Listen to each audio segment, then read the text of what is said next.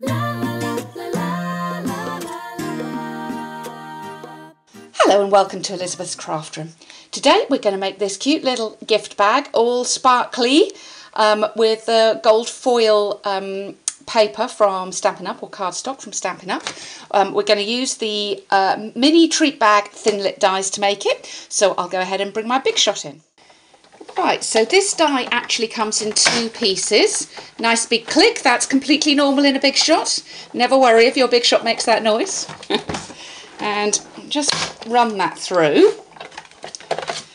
So this is the first piece cut, which is the larger piece.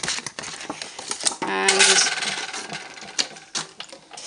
then I'm just going to run through the second piece, which is the smaller die, and we'll be ready to assemble. Okay, so I've actually gone ahead now and cut these pieces, and I want to emboss them, and I want to emboss them using a new embossing folder called Softly Falling, which is in the Autumn Winter catalogue from Stampin Up. Now it's a 6" by 6" embossing folder, and because this is so wide, it's actually recommended that you put it in spine first when you put it through your Big Shot, to make sure you don't catch the edges, because the Big Shot is quite capable of eating embossing folders if you don't have them lined up straight. So there's one, and let's just do the other one. Because this is actually falling, the snow, if you like, is falling on here. It's heavier at one end than the other, so make sure the two pieces you put in are the same way round. Otherwise you're going to have half your snow going upwards and half of it coming downwards. Okay, and you will see the absolutely stunning effect you get from this embossing folder. Isn't that beautiful? So I'm going to go ahead and put this together. I'll grab my bone folder and just reinforce the scores.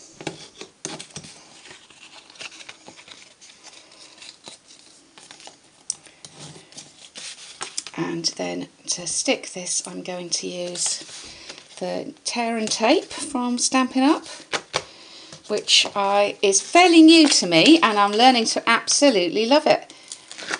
Look how quick that is.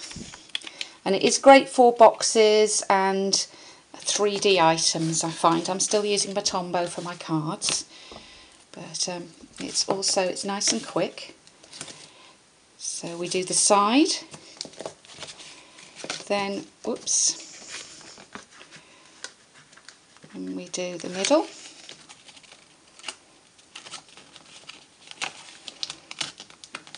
That's lined up, and finally the bottom. Okay, so that's just on the bottom there.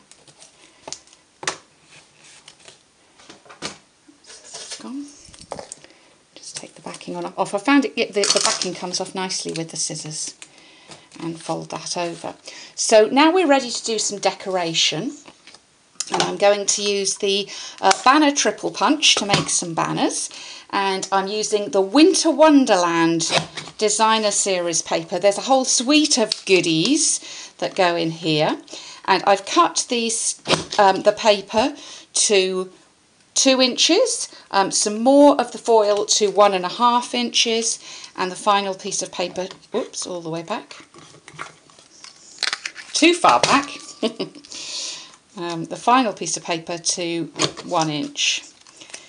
And then we've got our 3 little banners. Now I'm going to decide where I want those.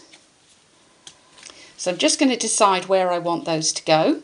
I'm going to flip them over, and I'm going to put a little just bit of tape there just to hold them roughly in place so I know where I'm going with those. And then I'm going to trim off at the top so we don't have too much.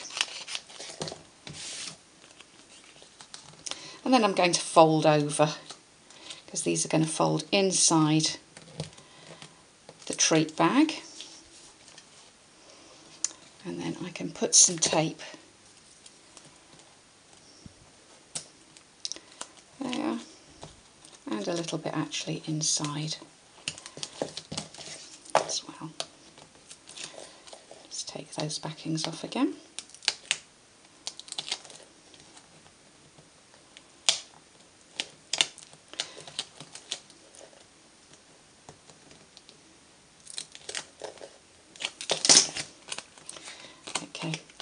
And I'm going to pop those inside, fold those over, and there we are. I want a little Christmas greeting on there, so I've got the Merry Christmas from Teeny Tiny Wishes and some Memento ink. I'm going to punch that out with the word window and pop that on. And I'm going to use the edges of the dimensionals. Always use your edges. Pop that on there.